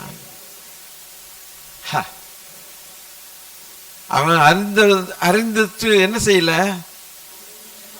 விட்டுட்டு, நம்மள விட்டான்டா, போதுண்டா, இவங்க தெய்வம் அவனை காப்பாத்திடுச்சு, போ, நீ உன் வேலையை பார்த்துட்டு போ, நான் என் வேலையை பார்த்துட்டு போறேன்னு சொல்லி அவன் செய்யல. அவன் அதற்கு ஏற்றபடி. இங்க ஒண்ணு நல்ல கவனி. எப்படிப்பட்ட பாபிலோன் ராஜா? மோசமான பாபிலோன் ராஜா. அடிமைகளுடைய தேவன்தான் தேவன் சொல்றது ஒரு பக்கம் இருந்தாலும், அந்த அடிமைகளை உயர்த்தினான். எங்கேயாவது நடக்குமா இது? உயர்த்தாமல் இருந்திருக்கலாமே. என்ன சொல்றீங்க? உயர்த்தாமல் சரிப்பா, அவங்களுக்கு வாழ்நாள்லாம் கொஞ்சம் அப்பா, நீ போற வரைக்கும் இங்கேருந்து உன்னுடைய பட்டணங்களுக்கும் உன்னுடைய தேசத்துக்கும் போற வரைக்கும் உனக்கு சாப்பாட்டுக்கு ஒன்றும் கம்மி வராது, குறை வராது. பார்த்துங்கடா, உனக்குல அந்த அந்த அடிமைகள் நல்ல மக்கள் தான், அவங்க தெய்வம் தான் உண்மையான தெய்வம் அப்படின்ட்டு பார்த்துங்க. எதுவும் பிரச்சனைன்னா போய் அவங்க தெய்வத்திட்ட கேட்போம், நமக்கு பதில் கிடைக்கும். ஆனால் நம்ம மார்க்கத்தை விட்டு நம்ம வர முடியாது. அவங்களுக்கு சாப்பாடு போட்டு நல்லா அவங்களெல்லாம் துன்பப்படுத்திடாதீங்க. சிங்கத்துகளுக்கு போட்டுறாங்க, புலிகளுக்கெல்லாம் போட்டுறாதீங்க, நரிகளுக்கு. இனிமே ஒழுங்காக இருந்துங்கடா, இனிமேல் உங்களை ஒன்றும் தொடமாட்டேன், ராஜா பத்திரத்தில் நான் கையெழுத்து போட்டு தரேன் அப்படின்னு அவங்கள தொடாம வச்சிருக்கலாம். அல்ல, இந்த சத்திய தேவனுடைய மக்கள், இந்த சத்திய தேவனுடைய ஜனத்தை நான் உயர்த்தாமல் இருப்பேனா? அவர்தான் தெய்வம் என்று எனக்கு தெரிஞ்சு வச்சப்பா. அடுத்த நிமிஷத்துல உயர்த்தி போட்டார். ஒரு அந்நிய ராஜாவே தன் தேவனை அறிந்து அதற்கு ஏற்றபடி செய்வானால், பரலோக ராஜாவை அறிந்தவர்களும் பரலோக ராஜாவுக்கு சொந்தக்காரர்களும் பரலோக ராஜாவுடைய இரத்தத்தினால உடன்படிக்கைக்குள்ளானவர்களுமாகிய நாம் அதற்கு ஏற்றபடி செய்யாமல் இருப்போமானால் நாம் எவ்வளவு துரோகிகளாக இருக்கிறோம். சாலிடான ஒரு செய்திங்க இது. ஹல்லேலூயா. ஒரு அந்நியனாய் இருக்கக்கூடிய ஒரு நாகமான், அவன் யூதன் அல்ல. அடுத்த நிமிஷம் கிஃப்ட்ஸை கொண்டு போய், காணிக்கைகளை கொண்டு போய் தீர்க்கதரிசிட்ட கொடுக்குறான். உமரை நான் கனம் பண்ணாம நான் இருக்க முடியாது, வாங்கிக் கொள்ளும். அப்புறம் சொல்லிட்டான், இனி நான் உம்முடைய தேவன் ஒருவருக்கு தான் நான் இனி சேவிப்பேன். ஆனாலும் கொஞ்சம் போயிட்டு வர வேண்டிய ஒரு சூழ்நிலை இருக்குது, சொல்லிட்டு வந்துட்டேன், நேர்ந்து கொண்டேன், வேற வழி இல்லை, அப்படி போட்டா அப்படின்னு கேட்டான். சமாதானத்தோட போனா அவன், நீ போன்னு சொல்ல, போகாதன்னு சொல்ல, சமாதானத்தோட போ. அவன் என்னத்தையோ கதை பண்ணி போயிருப்பான், அது ஒரு பெரிய மேட்டரா அதை எடுக்காம தன் தேவனுக்கு தன் இருதயத்தை ஒப்பு கொடுத்திருப்பான். அதுக்கப்புறம் அவன் எப்படி வாழ்ந்தாங்கிறது நம்ம எழுதப்படலை. நிச்சயமாக உண்மையுள்ளவனாய் இருந்திருப்பான். இன்றைக்கு ஆண்டவருடைய பிள்ளைகள் துரோகிகளாய் வாழ்கிறது எவ்வளவு வருத்தத்துக்குரிய ஒரு காரியம். ரட்சிக்கப்பட்டவர்கள், பரலோகத்துக்கு போகிறோம் என்று சொல்லுகிறவர்கள் அதற்கேற்றபடி வாழலையே. இங்கேயும் ஒரு கால், அங்கேயும் ஒரு கால், இதுலேயும் ஒரு கால், அவன்கிட்டையும் ஒரு கால், இவன்கிட்டையும் ஒரு கால். தேவன் பார்த்து கொண்டிருக்கிறார்ல. அடுத்து மூணாவது ஒரு காரியம், யாத்ராகம புஸ்தகம் 18வது அதிகாரம் 11வது வசனம். The book of Exodus chapter 18 verse number 11.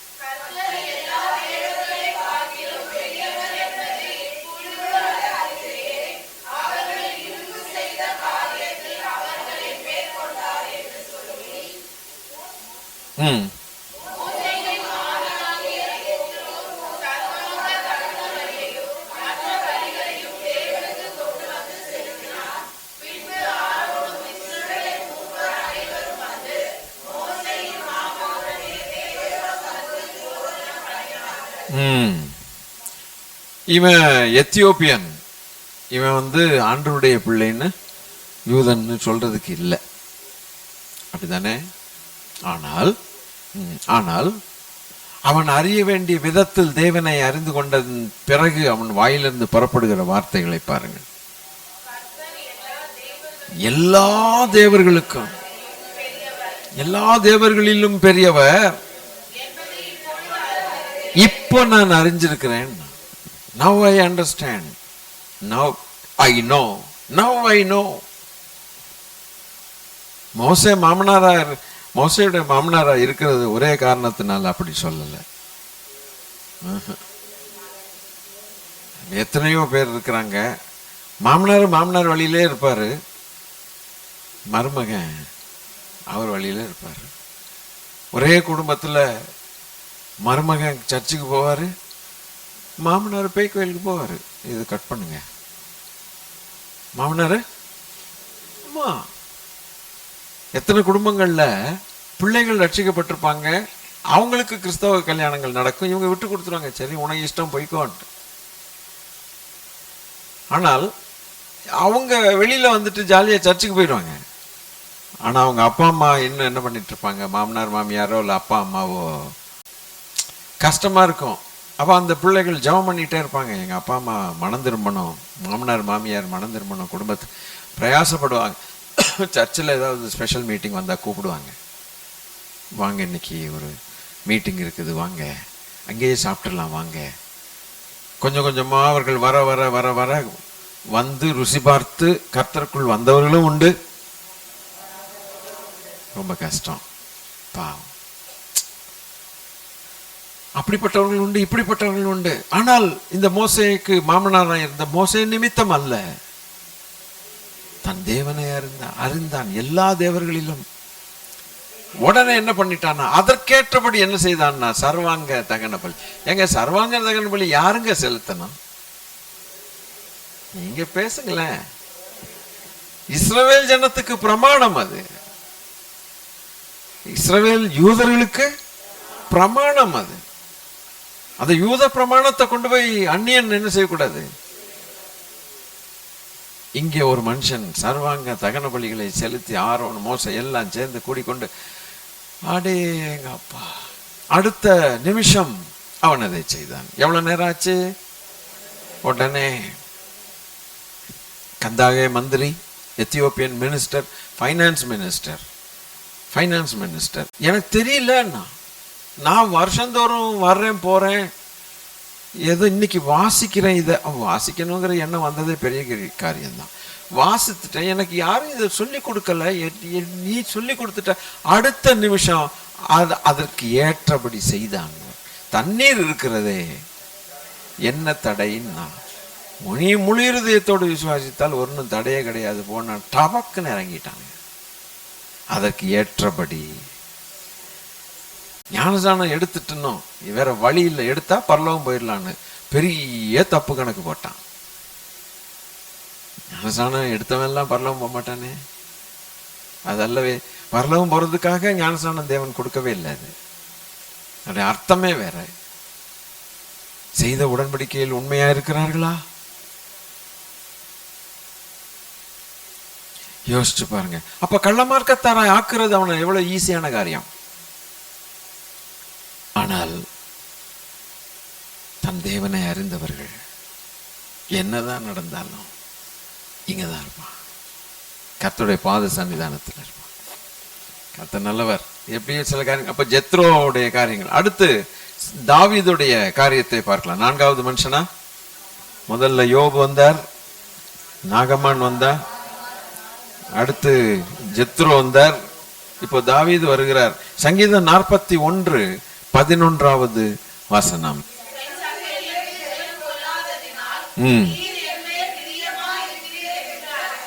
இவன் எப்படி தாவீது தேவனுக்காக காரியங்களை செய்தான் என்பதை நான் உங்களுக்கு அடுத்த இன்னொரு முறை சொல்லி காட்ட வேண்டிய அவசியம் இல்லவே இல்லை. தாவீதை குறித்து நம்ம இனி பிரசங்கம் பண்ண வேண்டிய அவசியமே கிடையாது. ஆனால் அவன் என்ன அறிந்திருக்கிறான்னா, என் சத்ரு கொள்ளாததினால். அதுக்கப்புறம் இவன் தன் தேவனுக்கென்று எப்படி வாழ்ந்தாங்கிறது நமக்கு எல்லாருக்குமே நல்லாவே தெரியும். நாகமான போல, எத்ரோவை போல நம்ம ஒன்று சொல்ல வேண்டிய அவசியமே இல்லை. ஆக அடுத்த கேரக்டருக்கு நான் போகிறேன். எசாயாவின் புஸ்தகம் 50வது அதிகாரம் 7வது வசனம்.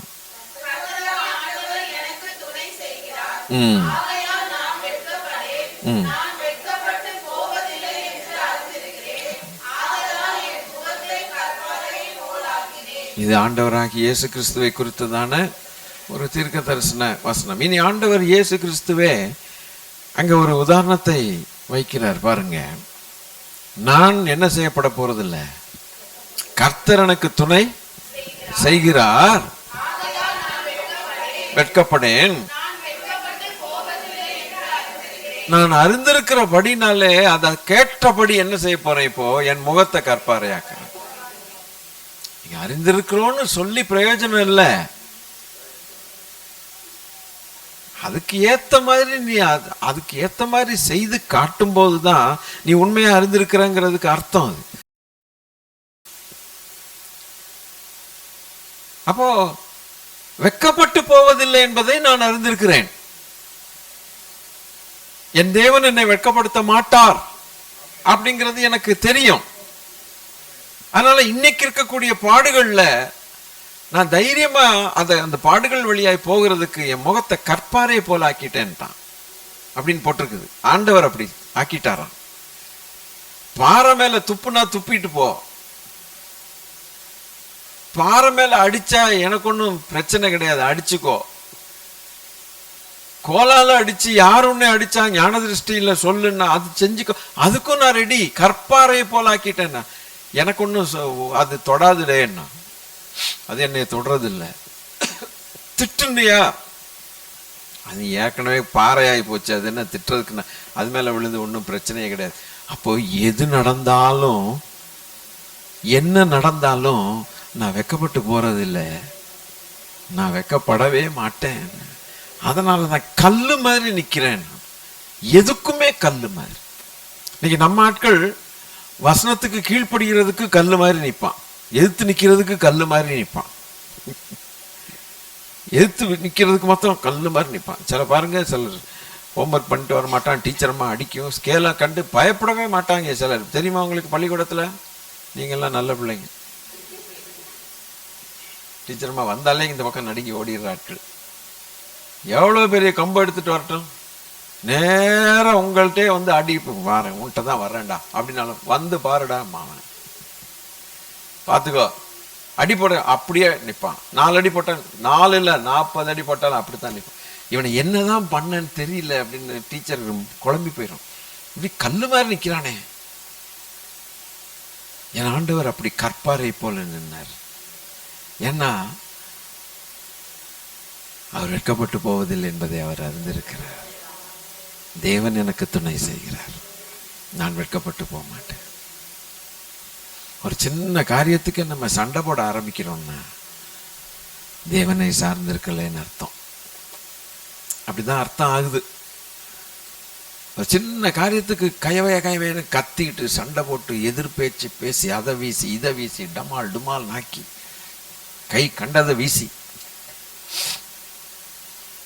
கத்தியோ கர்ச்சீஃபோ ஏதோ ஒன்று வீசு, ஒரே சண்டை, ஒரே கூக்குரல், முறுமுறுத்தல், பழிவாங்குதல், கெட்ட வார்த்தை, வரம்பு மீறி வம்பு, இப்படி செய்வோமானால் நாம் தேவனை நம்பலன்னு அர்த்தம். என் ஆண்டவருக்கு அதை செய்திருக்க முடியாதோ? நான் இப்போ என் பரமபிதாவை கேட்டா எத்தனை லேகியன் தூதர்கள் அனுப்புவார்? அனுப்புவேன், தூதர்கள் அனுப்புவேன்னு சொல்லிட்டார். லேகியன்னா எத்தனையோ லேகியன், இதை நம்பர் மறந்துட்டேன். இறங்கி வந்துருவாங்க, முடிஞ்சது. ஏன்டா அவன் காதை வெட்டின, எனக்கு வெட்ட தெரியாதாடா, சும்மாறா அப்படின்ட்டு அப்படி ஒட்டி போ போ போ, சரி ஏதோ தெரியாம பண்ணிட்டான், போ ஒட்டியாச்சுல்ல, ஆளை விடு, போ அவனை விட்டுரு. ஒட்டினால ஒழுங்காக மரியாதை இரு, உங்க ஐயானாலதான் விட்டு வச்சேன், அவனை என்ட்டு போயிருப்பான், அவன் இல்லைன்னா கழுத்தை வெட்டியிருப்பேன் அவனை அப்படின்னு. சரி சரி போ பாப்பா, ஒன்று நல்லா தான் இருக்கு, ரத்தம் வரல ஒன்றும் வரல அப்படின்ட்டு போயிருப்பான். போ போ. நான் கேட்டேன்னா பிதா எவ்வளவு தூதர்கள் அனுப்பியிருப்பார்? 12 லேகியன், அதுக்கும் அதிகம். ஒரு லீஜன் இஸ் 6000 சொல்றாங்க. ரோம பெட்டாலியன், போர் சேவகர்களுடைய எண்ணிக்கை லேகியோன், லீஜியன் அர்த்தம். லேகியோன்னா உடனே பிசாசுன்னு எடுத்துடாதீங்க. நம்ம ஆளுகளுக்கு சில காரியங்கள் தெரியாததுனால லேகியோன்னால அதான் வருதுடா அப்படிமா.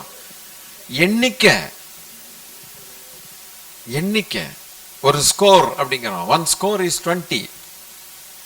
மனுஷனுடைய ஆயுஸ் நாட்கள் 4 scores அப்படின்னு போட்டிருக்கோம். 4 விரற்கடையாள வாக்கினீர் அப்படின்னு போட்டிருக்கோம். ஒரு விரற்கடையாள என்பது 20 years, 4 20 80 வருஷம். அதான். அப்போ அது ஸ்கோர்னா 20 அந்த கணக்கு இருக்குது பார்த்தீங்களா. நம்ம இதில் அவுன்ஸுங்கிறோம், லிட்டருங்கிறோம், அதெல்லாம் கணக்குகள். அது போல லீஜன் அப்படின்னா பட்டாளத்தில், இராணுவத்தில் அது ஒரு நம்பர். 6000 சிப்பாய்கள் ஒரு லீஜன், ஒரு லேகியோன். நம்ம பழக்கப்பட்டது இந்த விஷயம் தெரியாம லேகியோன்னாலே ஒரு பெரிய வானத்துக்கு எட்டுற மாதிரி ஒரு பெரிய பேய் இருக்கு போல இருக்குன்னு நம்ம நினைச்சிட்டு இருப்போம். இல்லை, அது ஒரு அளவு. அப்போ 12 லேகியோன்னா 12 × 6000 கணக்கு புள்ளிகள் உடனே வேகமா போடணும். 6 12 72 1000 தானே, அதுக்கும் மேல. அப்போ எப்படியும் ஒரு 1,00,000 தூதர்களை ஒரு செகண்ட்ல, ஒரே செகண்ட் அப்படின்னு ஆண்டவரேன்னு கேட்டா பிதாவே என்ன போகுது, 1,00,000 தூதர்கள் இறங்கிடுவான். சும்மா பட்டயத்தை வச்சு அவங்க அதை இவங்க அதை வெட்டிட்டு கிடக்க, சும்மா உள்ள வைப்பா. நான் வெட்கப்பட்டு போவதில்லை, என்னை சிலுவையில் அறைவார்கள். 1,00,000 தூதர்களை வச்சு ஆண்டவர் என்னை காப்பாத்துறது பெரிய காரியம் கிடையாது, ஒரே நிமிஷத்துல காப்பாத்திடுவார். இருந்தாலும் நான் மனுக்குலத்துக்காக பாடுகள் பட வேண்டியது கற்பாரை போலாக்கின. அது மாம்சத்துல மனுஷனாக நான் வந்ததுனால எனக்கு குத்தும், எனக்கு உள்ளத்தை தைக்கும். ஈஸி கிடையாது எனக்கு. அதனால தான் என் பிதாவே இந்த பாத்திரத்தை எடுத்துக்கொள்ளணும்னு சொல்லி நான் ஜெபிச்சேன். எனினும் என் சித்தத்தின்படி அல்லன்னு சொல்லி நான் ஜெபம். எனக்கு கட்டாயம் துப்புனான்னா எனக்கு தெரியும் எவனோ துப்பிட்டான்னு, திட்டினா தெரியும், ஈட்டிய வச்சு குத்துனா தெரியும், கொரடா வச்சு அடி பின்னி தள்ளும் போது ரத்தம் வலிக்கும் தெரியும். இருந்தாலும் நான் வெட்கப்பட்டு போவதில்லை. கற்பாறை இது எல்லாத்துக்கும் கல்லு மாதிரி ஆக்கிட்டேன்ட்டார். இருதயம் மாத்திரம் கல் இல்லை, எல்லாத்தையுமே கல்லு மாதிரி ஆக்கிட்டேன். என்ன வேணா செஞ்சுக்கோ, எனக்கு அது தொடவே தொடாதுங்கிற அளவுக்கு வந்துட்டேன். ஐ நோ மை காட், நான் என் பிதாவை அறிந்திருக்கிறேன், அதற்கு ஏற்றபடி பிதாவின் சித்தத்தை அறிந்திருக்கிறேன். பிதாவின் சித்தம், நான் சிலுவைக்கு போக வேண்டியது தேவ சித்தம். ஐ நோ, அதற்கு ஏற்றபடி கற்பாரை ஆக்கினேன். கடைசியில் பிதாவின் வலது பார்சம் எனக்கு பரிசாக கொடுக்கப்பட்டது, அதற்கேற்ற பலன். அல்லேலூயா. 6வதாக 1 ராஜாக்கள் 17வது அதிகாரம் 24. The book of 1 Kings chapter 17:24. 1 ராஜாக்கள் 17வது அதிகாரம் 24வது வசனம். 1 ராஜாக்கள் 17வது வசனம் 24வது வசனம்.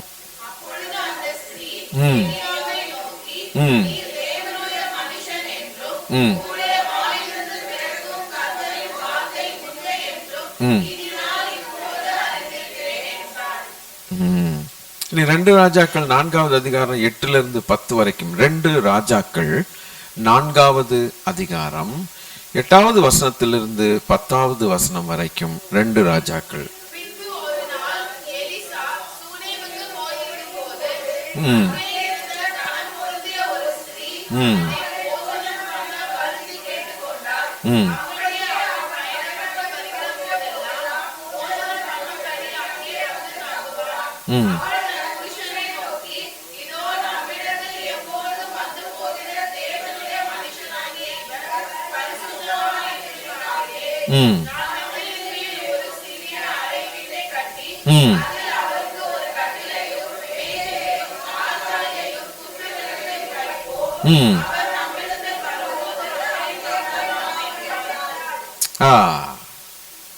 நீங்களே அழகா இதுல சொல்லிடலாம்.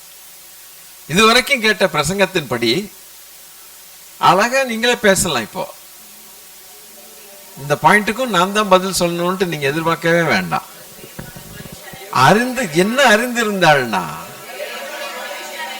அறிந்திருந்தபடினாலே, அவர் மேல் இருக்கக்கூடிய அபிஷேகத்தை அறிந்தபடினாலே என்னென்னலாம் செய்யணுமோ அவ்வளவும் செய்யறார்.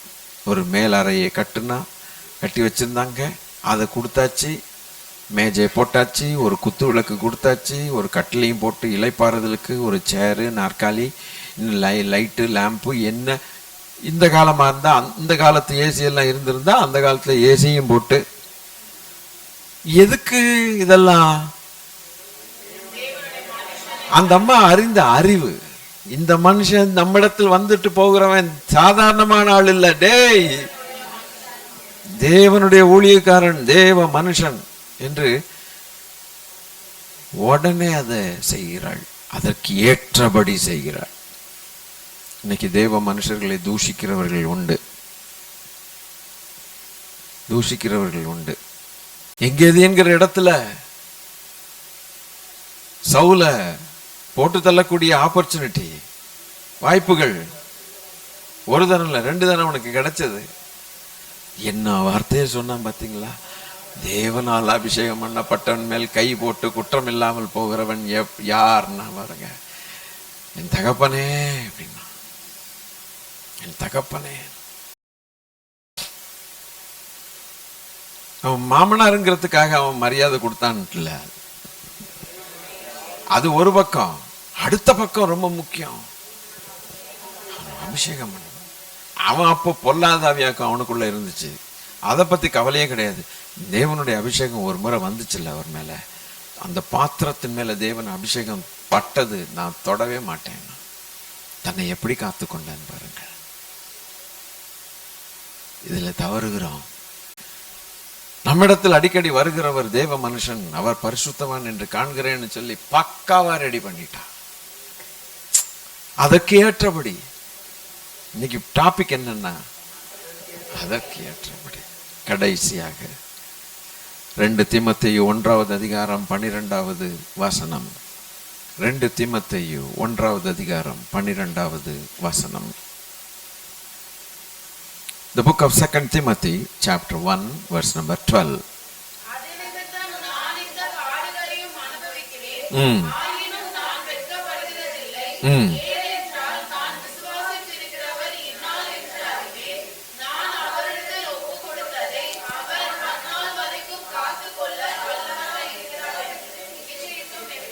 அறிந்திருக்கிறேன் நான் விசுவாசித்திருக்கிறவர் இன்னார் என்று. I know him.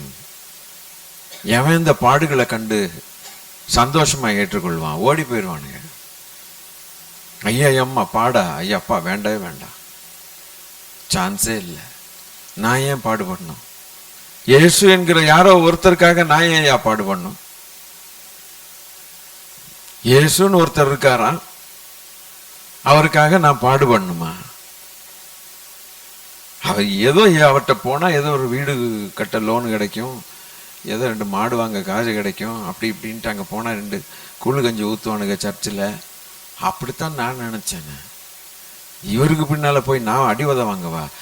சான்ஸே இல்லை. நான் என் பிள்ளைகளையே நான் கண்டுக்க மாட்டேன். அவங்களுக்காகவே நான் இல்லை, எனக்காக நான் இருக்கிறேன். எனக்கு அடி வாங்கினா அதெல்லாம் முடியாது சார், அதெல்லாம் நமக்கு தூரம் சார். அவருக்காக நான் என்ன சார்? இப்படி பேசுகிற ஆட்களும் உண்டு. ஆனால் இந்த மனுஷன் என்ன சொல்றேன்? நான் நம்புகிறவர் யாருன்னு எனக்கு தெரியும், நான் விசுவாசிக்கிறவர் இன்னார் என்பது எனக்கு நல்லா தெரியும். அது நிமித்தம் பாடுபட, ஏன்னா நான் வெட்கப்பட்டு போவதில்லை. இயேசு சொன்ன அதே வார்த்தை என் ஆண்டவர் சொன்னதை சொல்லுகிறான், நான் வெட்கப்பட்டு போனதில்லை, போக மாட்டேன். அதனால எந்த பாடையும் பாடுறதுக்கு நான் ரெடியா இருக்கிறேன். நான் அவரிடத்தில் ஒப்புவித்ததை அவர் அந்நாள் மட்டும் காத்துக்கொள்ள அவருக்கு கெப்பாசிட்டி இருக்குது. அவர் வல்லமை உள்ள தேவன். நான் அவரை அப்படித்தான் அறிந்திருக்கிறேன். அறிந்திருக்கிறது மாத்திரம் இல்ல, எனக்கு நல்லா தெரியும். என் தேவன் யார் என்பது எனக்கு நல்லா தெரியும். என்னதான் இருந்தாலும் என் தேவன் எனக்கு தெரிந்தபடினாலே அதற்கு தெரிந்து கொண்டதற்கு ஏற்றபடி நான் வாழ்வேன். பாடுகளுக்கு உட்படுத்தி எனக்கு பரலோகத்தில் பலன் உண்டு. எபிரேயர் 12:1 வாசித்துட்டு நாம முடிக்க போறோம். அதே கண்டெக்ஸ்ட்ல 7வதுலயே பவுலுடைய காரியத்திலேயே 12:1 கர்த்தருடைய வேதவசனம் சொல்லுது, மேகம் போன்ற திரளான சாட்சிகள்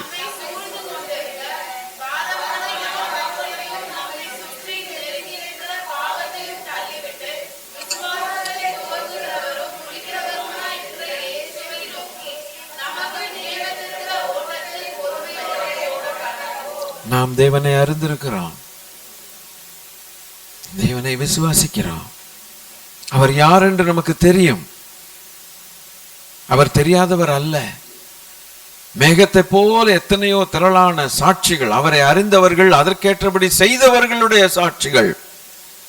இதுவரைக்கும் நம்ம வாழ்க்கையில் என்ன படித்தோம்? பிரசங்கத்தில் அவரை அறிந்தவர்களுடைய சாட்சிகள் தான் நமக்கு தெரியும். இங்க ஒரு சாட்சி, அங்க ஒரு சாட்சி, இங்க ஒரு சாட்சி, எத்தனை சாட்சி மேகம் போல இருக்குது, அதனால நம்மளும் ஆண்டவருக்குள்ள நிலைச்சு நிற்கணும் அப்படிங்கிறது தான் தெரியும். ஆனா இன்னைக்கு உள்ள கான்டெக்ஸ்ட் என்னன்னா, அறிந்தது மாத்திரமல்ல, அறிந்ததுக்கு ஏற்றபடி செய்தவர்களுடைய சாட்சிகள் இருக்குது. அதனால எந்த சூழ்நிலையும் நாம் அவரை அறிந்தவர்களாய் இருப்போம் என்பதை எப்படி வாய் சொல்லினால் அல்ல, செயல்ல காட்டுவோம். தன் தேவனை அறிந்தவர்கள் அதற்கேற்ற திடன் கொண்டு அதற்கேற்றபடி செய்வார்கள். கஷ்டத்திலேயோ நஷ்டத்திலேயோ பாடிலேயோ சுகத்திலேயோ சுகவீனத்திலேயோ நன்மையிலோ எதிலேயோ எல்லாவற்றிலையும் சூழ்நிலைகளையும் தங்கள் யாரை அறிந்திருக்கிறார்கள் என்பதை அதற்கு ஏற்றபடி நான் தேவனை அறிந்திருக்கிறேன் என்பதை பிரதிபலித்து நிரூபித்து காட்டுவார்கள். மரணமே வந்தாலும் கூட ஆட்டுக்குட்டியானுடைய ரத்தத்தினாலும் தங்கள் சாட்சியின் வசனத்தினாலும் அவனை ஜெயித்தார்கள். அதிலிருந்து இறங்கவே மாட்டார்கள். நல்ல பாடத்தை கற்றுத்தந்தார். இந்த தந்தவர் கற்றுத்தந்த வாத்தியார் கர்த்தரே. இந்த பரிசுத்தவான்களுக்கு கற்றுக் கொடுத்தவர் தான் நமக்கு கற்றுக் கொடுக்கிறார். வேற எந்த வாத்தியாரும் இல்லை. சிலர் சொல்லுவாங்க, அன்னைக்கு அந்த காலேஜுடைய தரம் கெட்டு போச்சு. இப்போ ஏன்டா கெட்டு போச்சுன்னு கேட்டா, ஏன்னா மக்க பயல்களாக இருக்கானுங்க, பாஸ் பண்ண முடியாமல் உட்காந்துருக்கானுங்க. ஏண்டான்னு கேட்டா, சார் ஆரம்பித்த நாட்களில் இருந்த வாத்தியார்லாம் இப்போ இல்லை சார். அப்போல்லாம் என்ன வாத்தியார்கள் இருந்தால் பிரமாதமாக டீச் பண்ணாங்க, அழகாக மேலே வந்தாங்க பிள்ளைங்க. இன்னைக்கு பெரிய பெரிய லெவலில் இருக்காங்க. பாருங்க, அந்த 10 வருஷம் ஆகிப்போச்சு. 7 வருஷம் பிஇ படித்தவன்லாம் 7 வருஷம் 8 வருஷம் படித்து ஃபெயில் ஆனவன்லாம் இன்னைக்கு வாத்தியார் அப்படிங்கிறாங்க. அப்போஸ்தலர்களுக்கு ஒரு நல்ல வாத்தியார் கிடைச்சாங்க. இப்போ எல்லாம் அப்படிப்பட்ட வாத்தியாரை நம்ம பார்க்கவே முடியல. பூமி இருக்கிற வரைக்கும் இன்னும் எவன் பிறப்பானோ அவன் ஆண்டவருக்குள்ள வந்தான்னா அவனுக்கும் அவர் தான் வாத்தியார். வாத்தியார் மாறவே போறதில்லை, மேனேஜ்மெண்ட் மாறாது, தரம் குறையாது. Jesus Christ is the best teacher. அவர் நமக்கு இன்னைக்கு போதித்து தருகிறார். நீ விசுவாசிக்கிறது மாத்திரமல்ல, அறிந்திருக்கிறது மாத்திரமல்ல, அதற்கேற்றபடி செய். மேகம் போல திரளான சாட்சிகள் உனக்கு உண்டு. ஆகவே நாம் இதுவரைக்கும் எப்படி வாழ்ந்தோங்கிறது நமக்கே தெரியுது, வெக்கமா இருக்கு. அதற்கேற்றபடி செய்யலையே. ஆனால் இன்னைக்கு ஒரு வாய்ப்பு ஆண்டவர் தந்திருக்கிறாங்க, இனி செய்யணும். ஆண்டு எந்திரிச்சு ஜெபம் பண்ணிடலாமா? கற்றுக் கொடுத்த வாத்தியாருக்கு நன்றி சொல்லலாமா? சொல்லுங்க பார்க்கலாம். வாத்தியாரை துதிங்க. ஆண்டவர் பார்த்துக்கிட்டு தான் இருக்கார். டே, என் பேரை வாத்தியாராக்கிட்டாடா நீ? ஆமையா, இயேசு வாத்தியார் எங்களுக்கு. தோத்திரம். நமக்கு முன்னால எத்தனையோ பேரை தயார் பண்ணி மேகத்தை போல சாட்சிகளை வாங்கி வச்சிட்டு இருக்கிறார். எல்லாம் டாப் கிளாஸ்ல பாஸ் பண்ணியிருக்காங்க. ஒருத்தனுக்கு கழுத்து போச்சு, இன்னொருத்தனுக்கு உடம்பு போச்சு, இன்னொருத்தனுக்கு காது போச்சு, இன்னொருத்தனுக்கு என்ன போச்சோ, கை கால்லாம் இல்ல, ரத்த சாட்சிகளா மறிச்சிருக்காங்க. எல்லாம் அத்தனை வேலைகளும் மேகத்துல இருக்கிறானுங்க. நம்ம வாத்தியார் கத்து கொடுத்தது பாத்தீங்களா? விளைவு பாத்தீங்களா? அல்லேலூயா. என்ன நடந்தாலும் நன்றின்னு சொன்னானுங்க. யோபுல ஆரம்பிச்சு பவுல்ல முடிச்ச ஒரு அருமையான ஒரு காரியங்கள். அல்லேலூயா. அந்த பட்டியல்ல நம்மளை கொண்டு வந்து வைக்கணும்னு விரும்புறாரு இந்த வாத்தியார், இந்த ஆண்டவராகிய இயேசு கிறிஸ்து. அல்லேலூயா. நன்றி சொல்லுவோம் எல்லாருக்கும் இந்த பாடங்களுக்காக நன்றி. அல்லேலூயா. உடன்படிக்கையை மீறுகிறவர்கள் பாத்தீங்களா, கள்ள மார்க்கத்தாய் மாறிடுவான். ஈஸியா அடிச்சுட்டு போயிடுறான்னு அர்த்தம், தட்டிட்டு போயிடுவான் பிசாசு. ஆனால் நாமோ அல்லேலூயா இந்த உடன்படிக்கைக்குள் உறுதியாய் இருப்போமானால் நம் தேவனை அறிந்தது மாத்திரமல்ல, திடன் கொண்டு அதற்கு ஏற்றபடி நடப்போம். நடந்ததான பரிசுத்தவான்களை மேகத்தை போல நமக்கு வச்சிருக்கிறார். நமக்கு ஒரு சவாலாக இருக்கிறபடினாலே நம் தேவனுக்கு நன்றி சொல்லுவோமாக. ஹல்லேலூயா, ஹல்லேலூயா, ஹல்லேலூயா, ஹல்லேலூயா. இந்த பாடங்களுக்காக நன்றி. என்ன நடந்தாலும் ஏது நடந்தாலும் நான் அவரிடத்தில் ஒப்புவித்ததை அந்நாள் மட்டும் அவர் காத்துக்கொள்ள வல்லவராய் இருக்கிறார். நன்றி பிதாவே, உமக்கு நன்றி. வந்தவர்களுக்காய் நன்றி, சத்தியத்தை கேட்டவர்களுக்காய் நன்றி, தொடர்ந்து எங்களுக்கு போதித்து தாரும். அந்த பட்டியல்ல நாங்களும் போய் சேர எங்களுக்கு கிருபை தாரும். எங்களுக்கு பின்னடியார்கள், எங்களுக்கு வரக்கூடிய சந்ததியார்களுக்கு நாங்களும் ஒரு சாட்சியாய் வாழ அறிகிறது மாத்திரமல்ல, அதன்படி செய்கிறவர்களாய் இருக்க கிருபை பாராட்டுங்க. எங்கள் வாழ்நாட்கள்ல இந்த பிரசங்கத்தை நீங்க கற்றுக் கொடுத்த இந்த காரியங்கள்ல நாங்கள் மறக்கவே கூடாதுப்பா. கிருபை தாரும், ஆசீர்வதி. எங்கள் ஆண்டவர் இயேசு கிறிஸ்துவின் நாமத்தில் ஸ்தோத்தரித்து வேண்டிக் கொள்கிறோம் பிதாவே, ஆமென். என் ஆத்துமாவே கர்த்தரை ஸ்தோத்தரி, என் முழு உள்ளமையோட பரிசுத்த நாமத்தை ஸ்தோத்தரி. என் ஆத்துமாவே கர்த்தரை ஸ்தோத்தரி, அவர் செய்த சகல உபகாரங்களையும் மறவாதே. ஆமென். கர்த்தர் நல்லவர், அவர்களை ஆசீர்வதிப்பாராக, நடத்துவாராக. God bless you.